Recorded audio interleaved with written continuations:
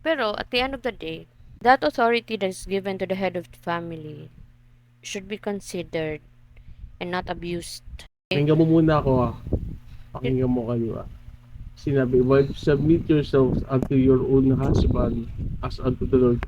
Pag hindi nagkakasundo, si nanay at saka si tatay, ipasok niyo ulit yan sa kwarto, mag-usap kayo ulit, come up with a decision. Huwag kayo magpaiba-iba kasi you're one team.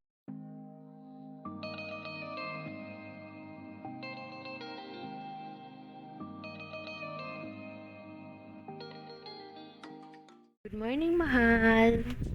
Good morning, mahal. Wait.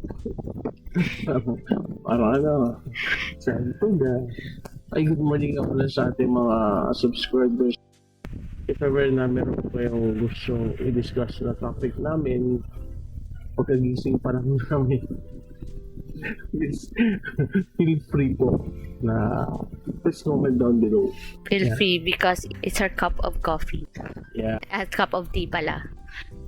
So, Your cup of coffee, my cup of tea. yeah. Kasi hindi ako nag-coffee sa umaga. So, kumusta naman ang iyong paggising? Gusto mo ba ikwento ko yung detalye? Kumusta ang iyong paggising? Ang paggising ang aking tinatanong. Paggising. Ano pa yata ako?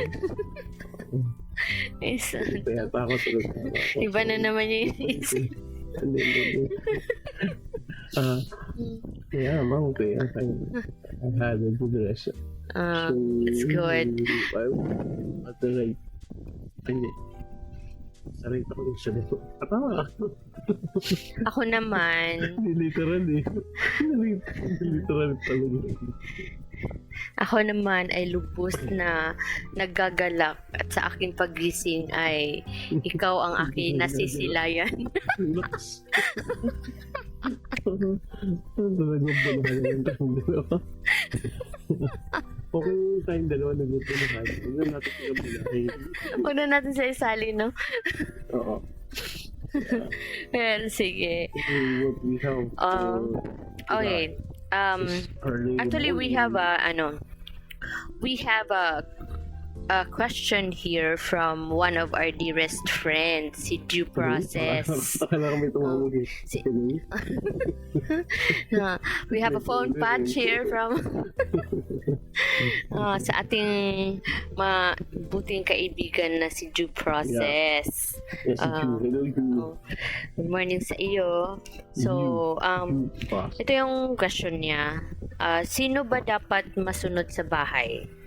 Is it the father or the mother? Hindi, kapag ka yung asawa nalalagay sa doghouse, syempre. But before you answer that, you answer this first. Nakamagod na naman ito. Patay na naman tayo dito.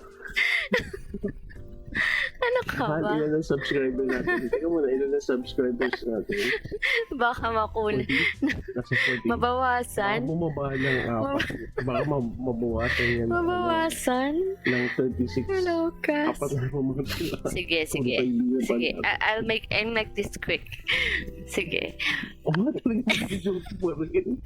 Why did the husband, listen, why did the husband Patingnan niyo kung give sino his susunod. wife, Nakita niyo kung sino susunod. putol tuloy ako. Why did the husband give his wife a GPS for their anniversary? Bakit? Sige, why. Because the husband heard that it's the only way to get directions in the family. So, Seryoso ka mo. wala, hindi ko na siya tin-treat na joke.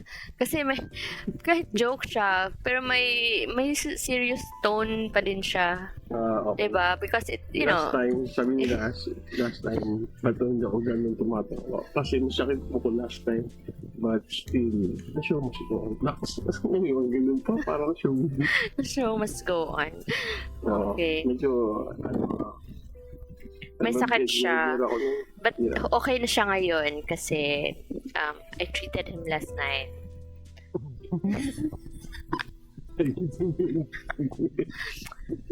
Ano ka ba? Okay, Turo ko okay. I treated you last night. Oh, And explanation wala na explanation. Let's go. It's done. Okay, so, It's the topic. yun nga. Question. Tapos, sabi ko nga before you answered it first, that question ako kanina. Yes naman to. Sige, ulitin ko Yung question niya, sino ba dapat masunod sa bahay? Is it the father or the mother? So, before you answer that, before we discuss this, siguro we'll approach this in 3 ways. So, we'll deal with the traditional side and biblical side and then the legal side, 'di ba? Kasi parang yung tatlo yung nag-interplay with the quote-unquote head of the family premise. So, yan. But before we dive into the discussion, please click the subscribe button. Hit the notification bell and no, if you like our videos and if you think you have a friend who you feel na makaka-benefit from our discussion today and some of our videos, please share this video to your friend. Right? So, alright. So, on the traditional side, sige. When we say kasi traditional, di ba, yan yung sa dati, if traditional kasi it involves around the patriarchal family model. So, saan ba natin yan nakikita mostly? Chinese family, right? Saan pa? Chinese kasi, way of raising family, rooted kasi yan sa Confucian values where family hierarchy, yung Chinese family, typically ang nag-head kasi is yung tatay, di ba? Yung head of the household, di ba? Yung tatay ang may financing sa family matters, and yung tatay, syempre, yung may responsibility sa pagbibigay ng mga or making important decisions. And yung mga bata, di ba, expected sila na sumunod yung siya sinasabi ng kanila mga magulang, di ba? Na provide with their guidance. Diba? Paano yung parents guidance and yun na, by the rules. Yeah. And ano talaga, if the father says no talaga. And if it's and it should be family, followed by everybody. Pagdating sa gender roles, yung father kasi, when it comes to gender roles sa amin, di ba, ang tatay, ang lalaki, ang father, ang expected na maging breadwinner at mag-provide para sa pamilya. Tapos yung nanay naman, siya ang in charge din sa household, sa mga bata. Diba? Kaya lang, as the world evolves, nagkakaroon na rin ng mga pag-adapt na mga modern society, sa modern way. Breadwinner. Ba't tinawag kayo yung breadwinner, no? Siguro sa unang... symbolize food, diba? So, breadwinner is, diba? Provider. Bakit may pa-contest dati?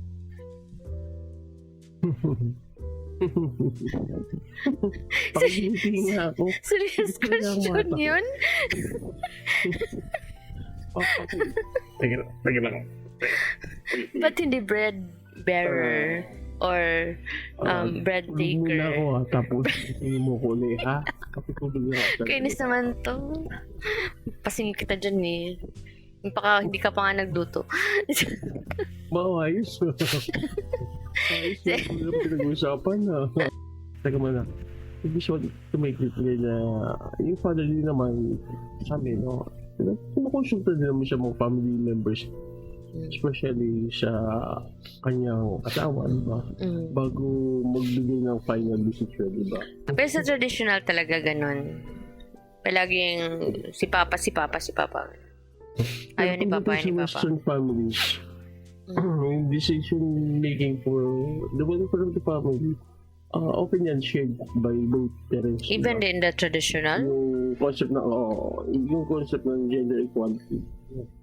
Sa new generation na Kasi siguro sa yan. US, sa iba't ibang states yan eh. Siyempre, iba't iba din ang manner ng pagpapalaki ng magulang. Depende kung saan ka. Kasi vary from family to family talaga yan eh, no? Depende sa Kasi values kung nila, Oo. dynamics Kasi- talaga ng family. May part mo kasi sa state na parang only. Kasi even in yung mga tribes, di ba? Yung mga natives, na-apply din nila yun eh. Bakit yung mga chieftain, di ba? It's considered as the head of the village, di ba? Kasi and they hold the final decision. But when they made the decision, they don't do it alone and outright. They discuss it with the council, di ba? Or in the family unit, they discuss it with the family. Though they are the primary decision maker for important family matters, behind you is your family members. So, kasi parang sobrang bigat naman din ang responsibility ng tatay. Di ka nag-iisa. You may be the decision maker when it comes to if you're in a traditional family, but then you have your wife. Dito sa Philippines, paano ba ang decision making dito, di ba? Parang collaborative effort between The traditional tatay, Yeah, traditional diba? because we got it from Spanish and The father is typically viewed as the head of the household. nasa diba? Spanish And then tatay talaga. ang mother always considered as equal partner in decision making, di ba? Sa Philippines, family structure, ang nanay talaga ang nagmamanage ng household. Ang nagtumitingin sa mga anak nila. Di ba? While yung tatay, siya naman ang provider. Responsibility and duties kasi ng father is number one, financial provider talaga. So, siya yung financial support ng pamilya. And yung as decision maker, so kung may mga big decisions, like ano ba yun usually? Finances? Tapos education? I think it's financial care, education. Kasi I think it is connected with the finances eh.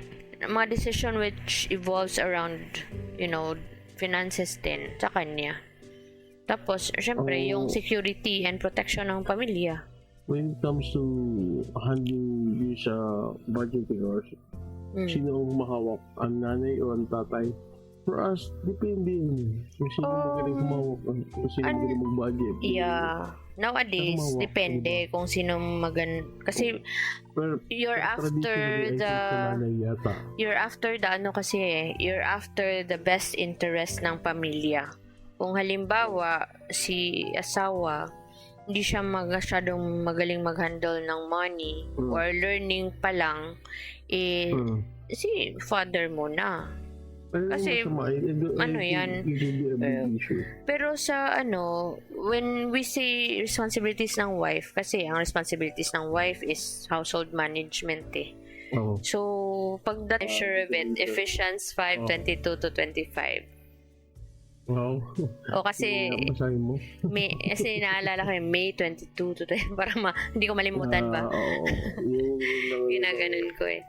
Ano yun eh? Part doon, pa sinabi is yung wife, submit yourself to your husband. Ano siya, Diba? Ephesians 5:21, verse 25. Sabi nga din yung pagsasubmit ng wife. Resume. Sabi, okay. Sa verse 22 na, sige, mabasa Sorry.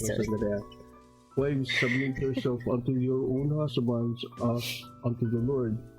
Ito ang mga ng husband sa verse 23. For husband is the head of the wife, even as Christ is the head of the church, and He is the Savior of the body. Ngayon, ano ibig sabihin nga? Yung passage na to, it talks about marriage and submission, di ba? In-encourage to na yung wife be submitted to their husband as they would be submissive to God, no? And yung husband, dapat role nila is mahalin din yung kanya-kanya Yan. asawa. Di ba sabi kasi wives, kanya-kanyang asawa, hindi ibang asawa. Hindi asawa ng iba. oh, kasi ano yan ano ba yan? Wives should submit to their husbands in everything. But husbands, love your wives. Just as, ano ba yan? Christ loved the church and gave himself up for her. Oh, so, it only means that there's mutual submission and love between spouses. So, nandyan pa din yung mutual respect. So, it may be taken... Very specifically naman, yung rule din ng husband na binigay ng Bible na sabi, husbands are to provide for their own household, and if they do not, they have denied the faith and are worse than an infidel. Meaning, sa Tagalog dito, talagang ang lalaki ang may responsibilidad na kalingain at asikasuhin yung kanyang sambahayan, yung kanyang family. Kasi kung hindi niya gagawin yun, sabi nga sa Bible, mas masahol pa siya sa hindi mananampalataya. Other verses said is para siyang he is treated like a pagan. So, yun ang talagang husband ng ang unang husband sa Bible. And then husband should not be harsh with their wives, but love them and not be bitter against them. Diba? The husband is the head of the wife, just as Christ is the head of the church. And ang wives naman should obey their husband. No comment. So it's important to note na yung lahat ng mga verses na binasa natin are meant to be taken by heart, but not literally by your own interpretation. Kasi yung iba, especially for those opportunists and abusers, kasi sinasabi, di ba, submit to your husband in everything. So, ina-abuse yung mga asawa ngayon. Hindi nyo yan helper, partner nyo yan. Tsaka hindi yan bayarin babae, partner nyo yan. I think sa Tagalog is katulong. Pero when I talk to the pastor, parang mas tama na sabihin na katuwang. Diba? Then katulong. Kasi yung katulong, yung tulong kasi, yun kasi yung Tagalog ng help and support. Pero actually what it meant is yun, it's a partnership siya. Kasi even if ba yung husband, siya nga yung head of the family. Ikaw ba wife? Porque siya yung decision maker and head of the family, hindi ka na din mag-iisip? Pabayaan mo na lang din si husband na bahala ka mag-desisyon, di ba? Hindi ganun The Bible also provides guides on the role of the wives. Di ba? Manifested yan sa mga ilang mga verses. Kagaya na halimbawa na wives are instructed to be godly, respectful, submissive, sensible, pure, kind, workers at home, and strong helpers. Di ba? But kasama na dyan, yung pagtulong mo sa kanya if he needs, to think about ano yung decision na gagawin niya. Kasama na yan yung pagtulong mo dyan to give him a hand and, in some enlightenment also if kailangan ba niya. Kasi more lang yan, diba, nagko-consult yung husband sa wife naman talaga. Kaya sabi din sa Bible, di ba, yung mga wives be their husband's companion, care for those who need them, provide and protect their family, and share their strength with others. Di ba? And wives should submit to their own husbands, di ba, as unto the Lord, and reflect the beauty of a gentle and quiet spirit. Di ba? Pag sinabing being gentle and quiet spirit, they should also avoid nagging and disrespecting their husband's opinion and decision. Pero it goes both ways. It should be understood na it goes both ways. Hindi porket palagi sinasabi, and And always bear in mind that the Bible was written a long, long time ago. And It's written long time ago. It's yeah. Yeah, it's still pero kasi iba yung panahon dati. Ngayon, if you take it literally, iba na yung interpretation ng mga tao dyan. So it has to be understood, and it has to be, and each and every verse should be explained properly. Kasi halimbawa, ayan, ikakat yan eh. Tapos yung part ng wife, yan. Kumbaga, usapan natin yan Chan, next diba? time, ah. So hindi siya no, I am saying, no, it's not, I'm not ano tawag dyan, I'm not against it, or I'm not saying that it's wrong, pero sa panahon kasi ngayon, kino-quote lang yun eh, kino-quote this part to prove their point, but then kumbaga they erase the part na hindi naman sumasang-ayon sa gusto nilang mangyari. Nakuha mo? Pero kasi So, what's written in the it has to Bible, be- dapat nila susunod, di ba? Huwag mo daragdagan. I'm not saying that you need to change it. I'm just saying that if you quote the Bible, you should be able to read the whole context of it and then understand, hindi lang yung part lang. Kasi halimbawa, yan, about sa husband. So, yung about sa husband lang, how about the wife? Diba?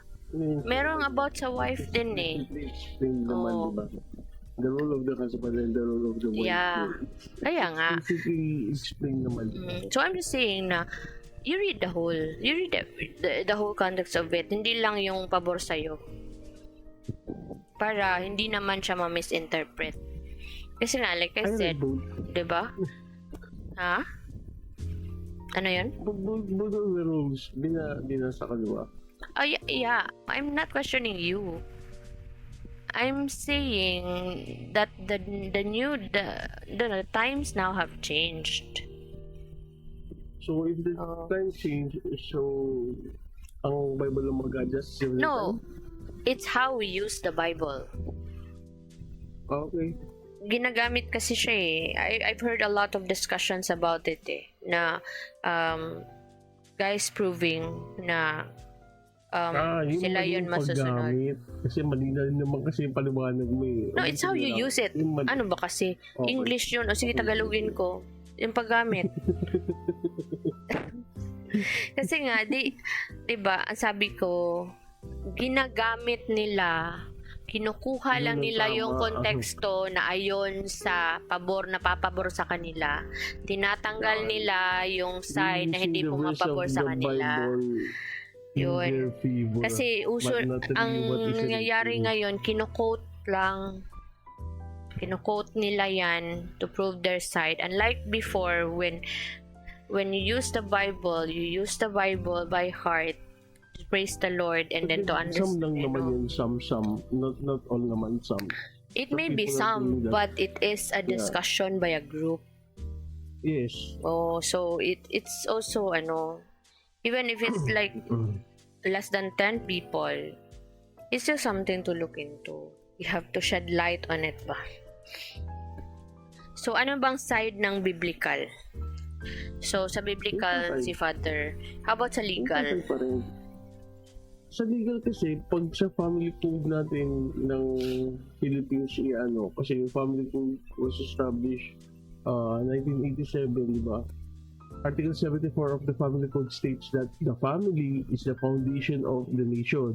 Its moral, economic, and social character are in its mutual consent. The husband and the wife are obliged to live together, observe mutual love, respect, and fidelity, and render mutual help and support. Yun ang tinatawag na equal, what do you call this? Equal partnership. Part of the equal partnership under the Family Code of the Philippines, 1987. Yun.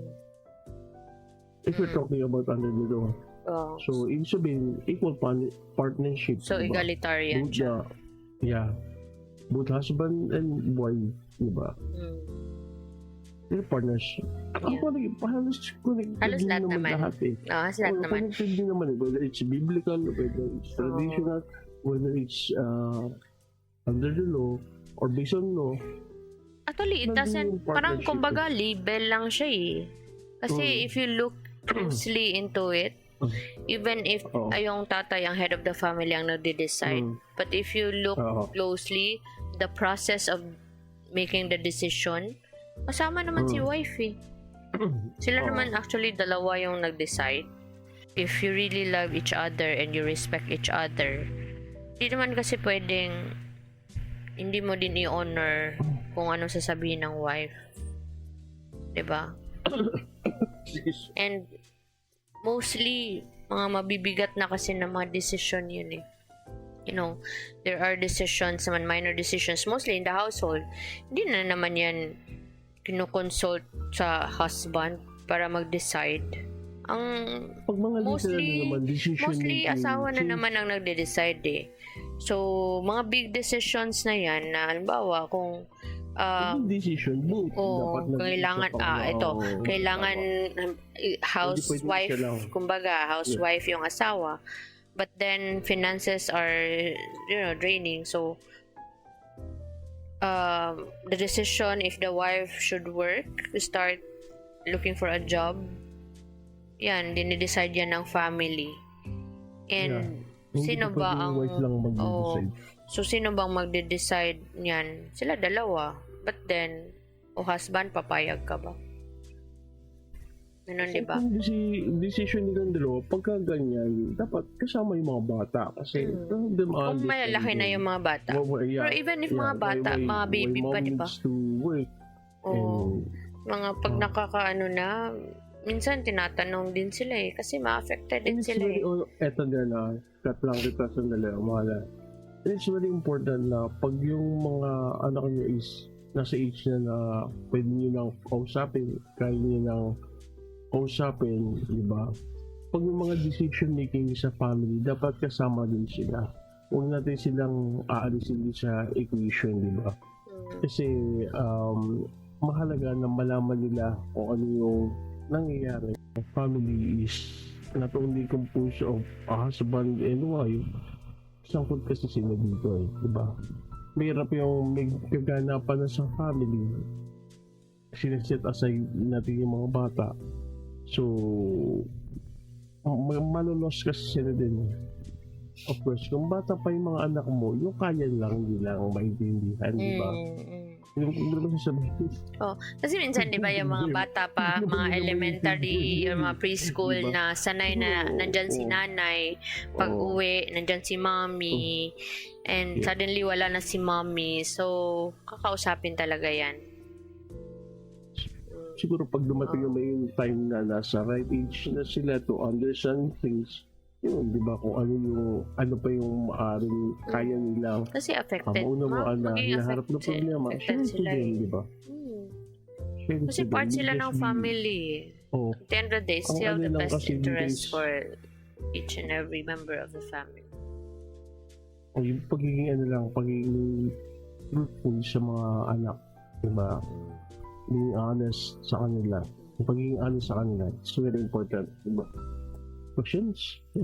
Are there any exceptions? Suggestions? What if yung husband singgero, nasa bahay lang, walang trabaho, ganyan? Dapat, how it should be based? Diba? Alam mo, ba't ka ba naglalasing? Ano bang problema mo? No, I mean, baka may problema. Hindi, ito ngayon eh. Ano structure ng decision?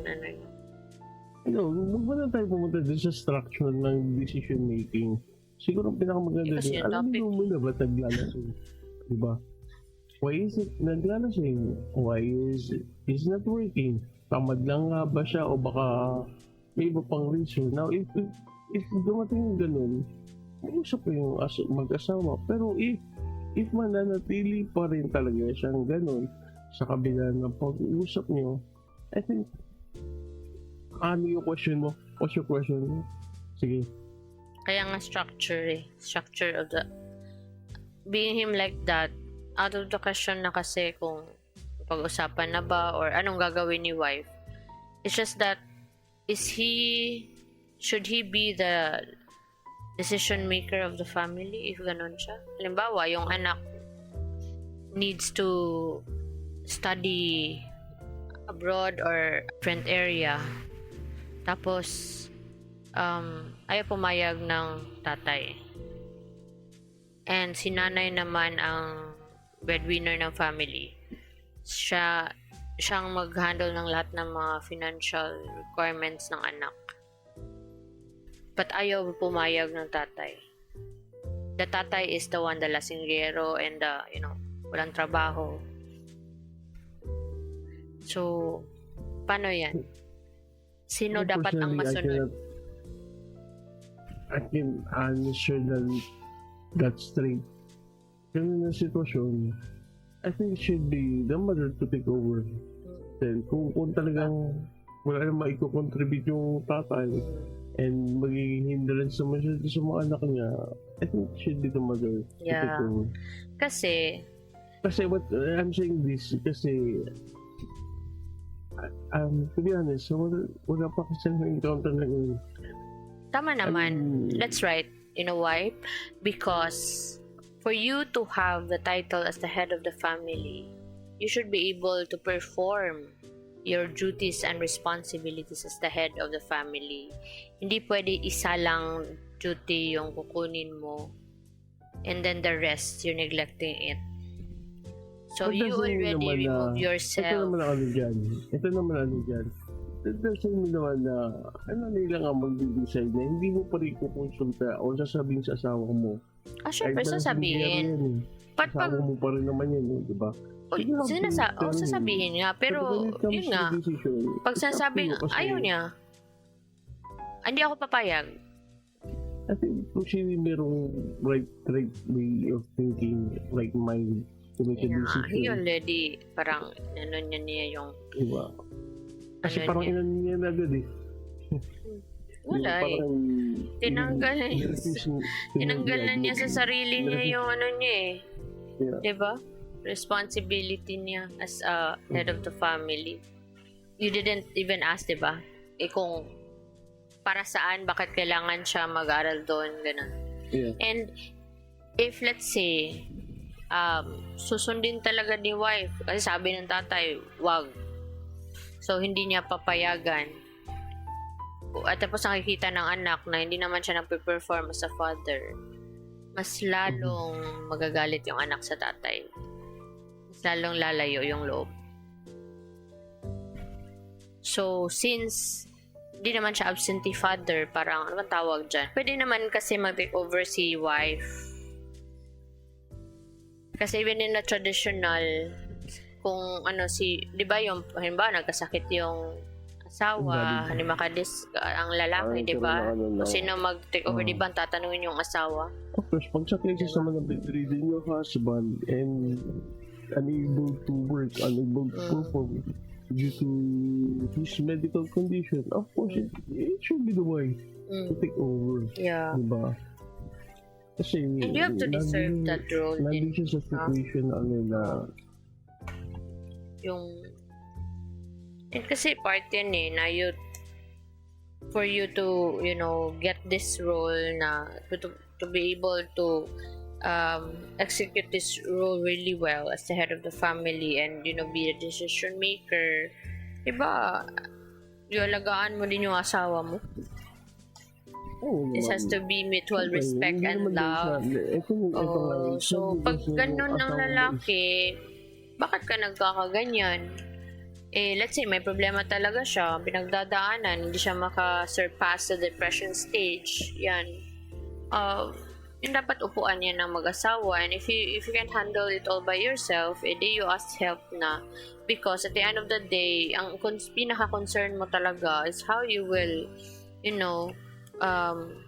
carry your family.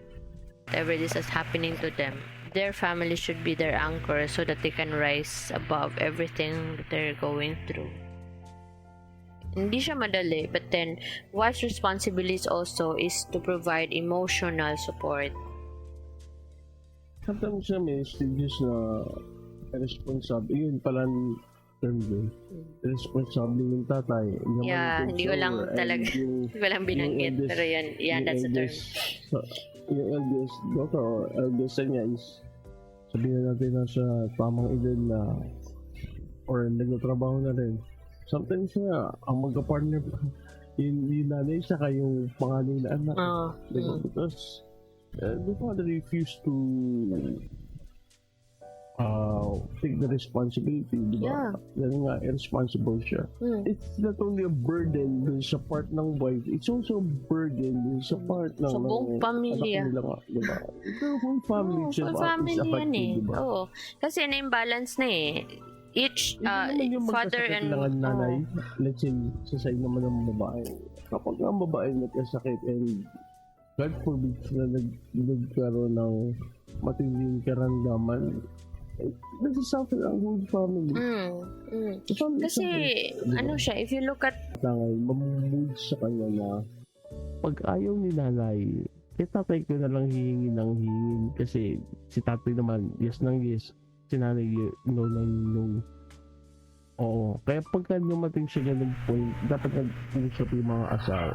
Yung mag-asawa, yung mag-asawa, di ba? Kasi may kampihan eh. Oo. Hindi dapat ganun. Para wala yung kampihan. If one decide na no, maging supportive yung isa, no din, di ba? Walang but, walang if, walang ano po man, di ba? Kasi lang, if the father said no, then the mother should have been no. Diba? Kaya ano yun na, pinag-uusapan lagi yan. Yeah. Pero how do you tackle it if the husband says no but the wife says yes? Ang ano din is, kapag kami yung bata, of course, lagi with the father get you. Kapag siya kumain namin ngayon, wait, when your mom gets you, we will talk it out and then let's see. Diba? We never said na or we never accept na dad, ayaw ni mom. Ikaw na lang. O sige, ako na bahala sa mom niya. Or mom, ayaw ni dad. O sige, ako na lang bahala. Ito pa, pag halimbawa, yan, bibilhan ng something expensive. Tapos yung naging decision is hindi bibilhin kasi hindi naman that needed. Gusto talaga bilhin ng anak. Si nanay naawa na si nanay. Pera naman ni nanay so bibilhin niya. Na ako, don't do that. Kasi parang you're not respecting the decision. Nag-usap pa kayo hindi nyo naman pala sundin yung decision. Diba? And if ever merong decision na sinabi na both of you agree na hindi, you have to let your child understand why. Huwag lang yung sasabihin na hindi natin bibilin yan or ayaw ni dad mo. So, ayaw ni dad mo hindi mo tayo magagawa. Diba? Explain why. So may resentment na si anak. Explain why. Ano sasabihin ko? Wala din sasabihin ko dun. Sino ba dapat masunod? On bahay? Si father or the mother? Ayan, sige. Siguro when it comes to sino dapat masunod, ang tatay, ang nanay ba, I think it's more of respect. Diba? Dapat laging nandoon yung consultation yung dalawang mag-asawa.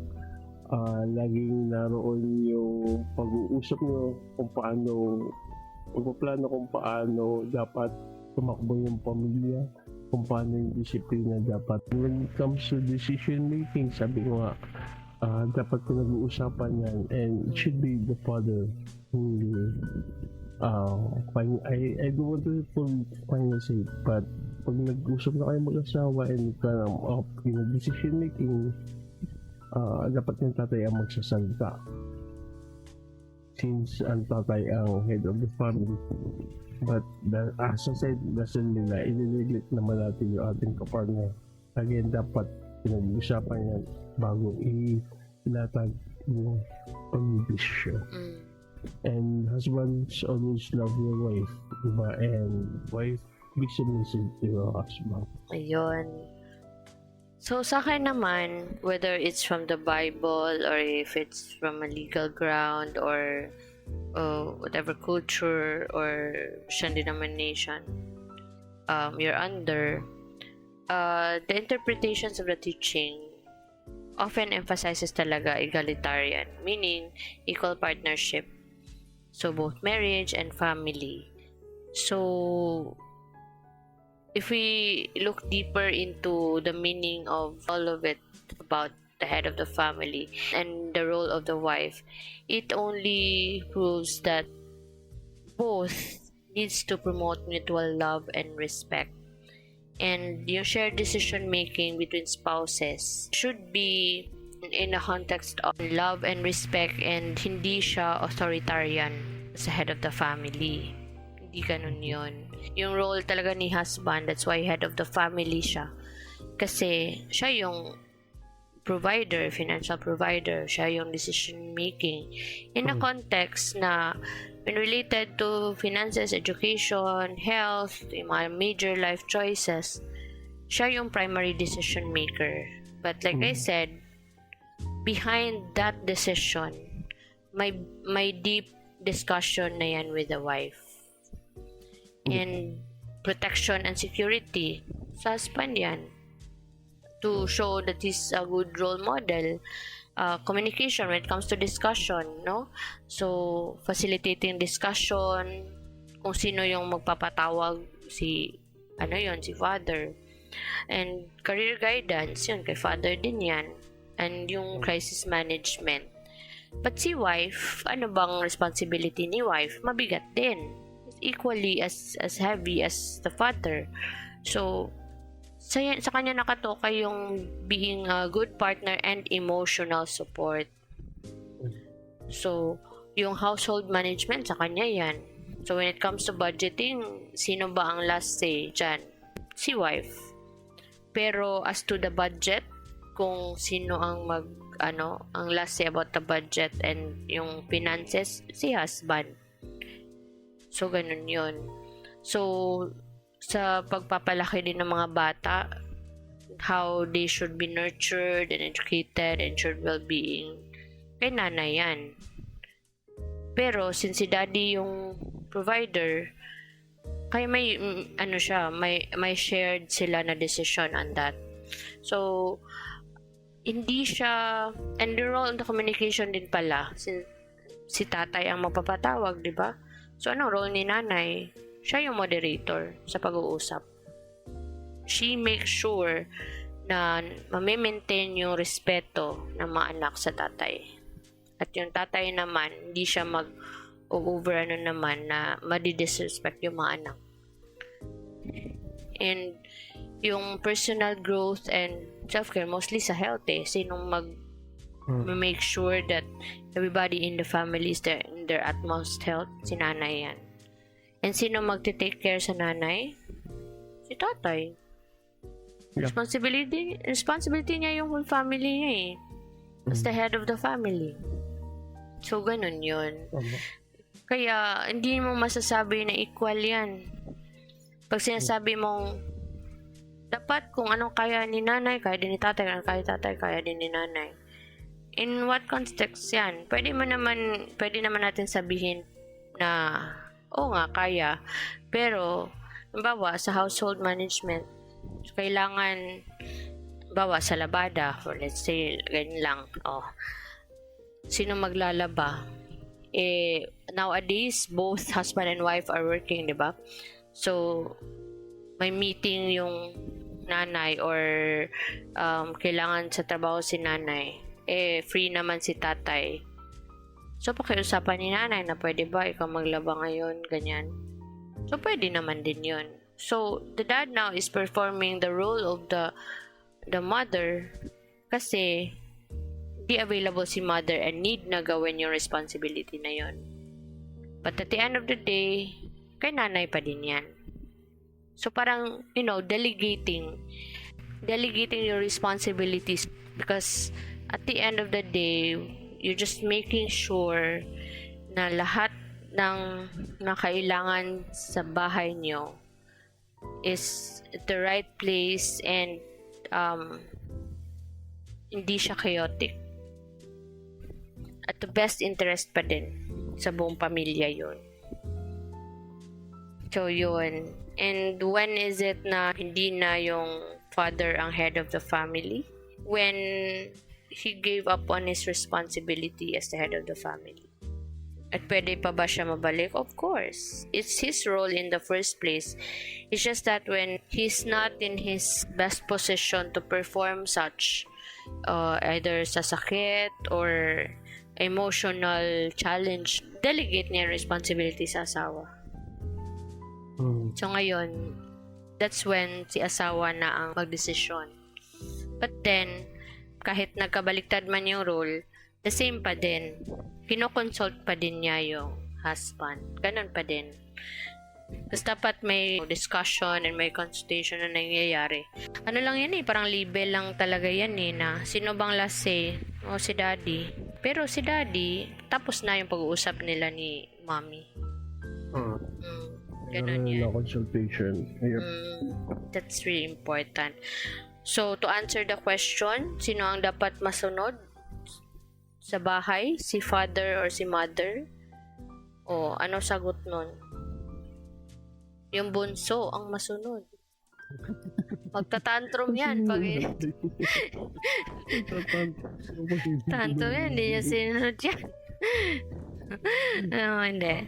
So, it has to be, it has to be an equal, Yeah. You're supposed to come out of that room with one decision alone kasi isang team lang kayo. Ganun dapat iniisip. Tama ba, mahal? Do you agree? Do you agree? Natin kay Mother China. Do you agree? Tama ba? Hindi mag-agree sa akin. Sabi niya, baka may ano na naman to behind. Why me? May something behind na ano na naman to makulit. Anyway. Yeah. So, yun ang mga words of wisdom ba? Wisdom ba yun? Words of wisdom na ma-impart namin sa inyo. And we hope you learned something from us today. Yeah. And we hope that we give justice to the question of due process. At naway nasagot namin ng maayos ang iyong katanungan. Sana nasiyahan ka sa aming pagsagot sa inyong katanungan. Kung may katanungan po, at kung kayo po ay may mga violent reactions, naman, no bashing here, happy lang, parang si Isma daw din. If you have any suggestions on what you want to, or any request if you want us to discuss something, then just write a comment below and we'll gladly accommodate all your requests as much as we can. Yun. So, thanks again for watching. To all the Sasaweros, Armados, and all our friends watching. Yeah, thank you for joining us today. Papa yung next. I just messages na for the explanation. Yun. Nga no. Yun palang question niya. Don't forget to so we can discuss it. Yeah. And for Mr. Winchester's request, I think I'll be handling that one. I'll be discussing it in my channel. Yeah, sa iClinic Cafe and not in this So, medyo kasi dun, may pagka-scientific kasi yan So, it's something to do with the medical side. So I will. Kasi and it needs some visuals iClinic Cafe will discuss all sorts, all walks of life, but it will be focusing on a sort of relationships, but then more of the medical and some lifestyle discussions over there. And also, if you want some positive inputs and suggestions on for your inner well-being, you visit Radiant Life Insights channel. Pero under construction. Under construction pa ba? May ayusin pa tayo. Ikaw pa ba nakahanap ng May ayusin pa pandemic? tayo.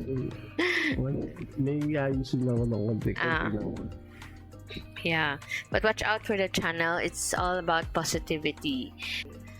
So Please support our friends channel din. yeah, we placed our friends channel in a description box, so please visit it, and you will learn a lot from their channels as well, and I'm sure you'll be entertained as well. So again, thank you for joining us, and thank you for being with us until the end.